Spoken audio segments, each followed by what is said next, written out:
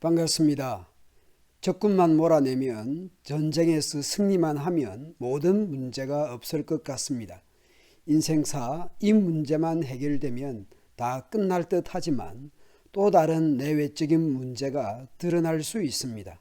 또는 내 속에 잠재되어 있던 교만이나 악이 드러날 수도 있습니다. 승승장구하는 과정에서 에브라임 사람들이 기드온에게 거세게 항의합니다. 장군께서는 미디안과 싸우러 나가실 때에 우리를 부르지 않으셨는데 어찌 우리에게 이렇게 하실 수 있습니까? 왜 처음부터 안 불러주었느냐라는 것이죠. 이기고 나니 그러는 것인지 모르겠습니다. 여하튼 기드온은 몇 가지로 설득을 합니다. 먼저 기드온은 에브라임을 지켜 세워줍니다. 반복해서 말을 합니다. 이번에 내가 한 일이 여러분이 한 일에 비교나 되겠습니까? 내가 한 일이 어찌 여러분이 한 일에 비교나 되겠습니까? 비유하여 더 낫다고 합니다.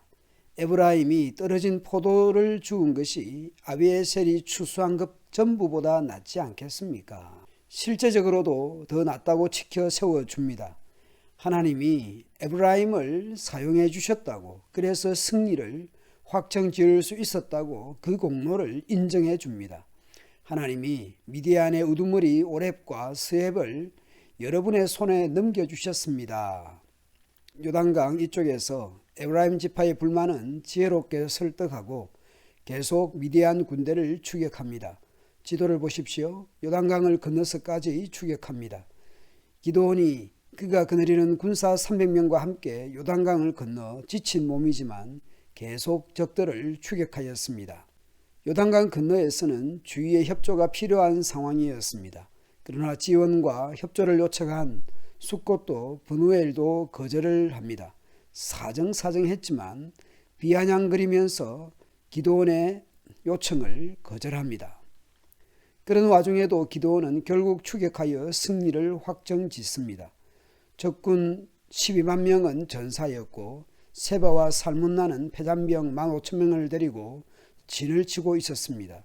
그들을 기습하여 세바와 살문나를 사로잡고 군대를 전멸시켰습니다. 이로써 완전히 미디안 연합군을 쳐부수게 됩니다. 돌아오는 길에 기드온은 지난번 지원을 요청했다가 거절당한 숫곳과 브누엘에 대해 징벌을 합니다. 조롱한 이들을 혼낼 수 있는 것은 가능할지 모르겠지만 꼭 죽였어야 했는가라는 반문을 하게 됩니다. 거절감에 대해 복수심으로 대갚아 주는 것 같습니다. 자신의 손에 칼이 쥐어지고 힘이 생기고 그러니까 그칠 것이 없다는 생각이 듭니다.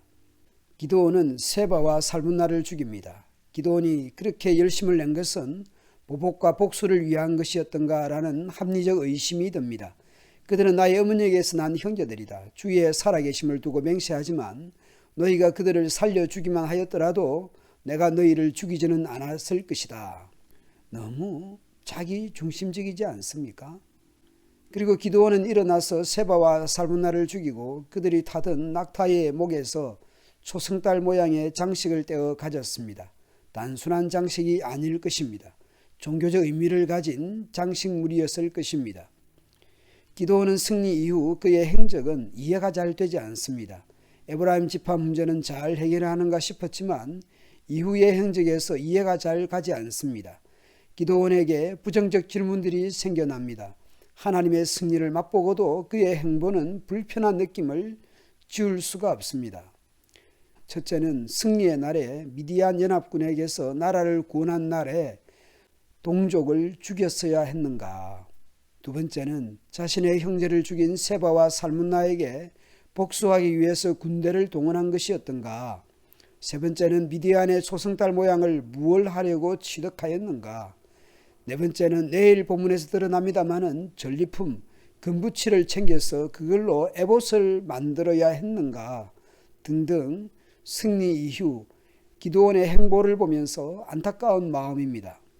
하나님께서 승리를 약속하셨지만 내부적으로는 갈등이 발생하기도 하고 발목을 잡는 경우도 있고 시비를 거는 경우들도 있었습니다. 하나님께서 정하신 일이라고 내가 그 일에 순종한다고 해서 일사천리 쉽게 수월하게 진행되는 것만도 아닌 것 같습니다. 미디안 연합군과의 전쟁에서 승리하는 막바지와 그 이후 기드온의 행적은 아쉬운 부분들이 드러납니다. 기드온의 행보 속에서 하나님이 주신 승리를 마치 자기 힘으로 이겨먹은 듯이 과하거나 지나치게 행동하는 그의 모습 속에서 실망스럽기도 합니다. 처음 부름받았을 때에 소심했던 모습과는 너무나 거리가 있어 보입니다. 이 전쟁의 출발점에서는 하나님의 승리에 대한 약속을 주셨습니다. 32,000명도 많다.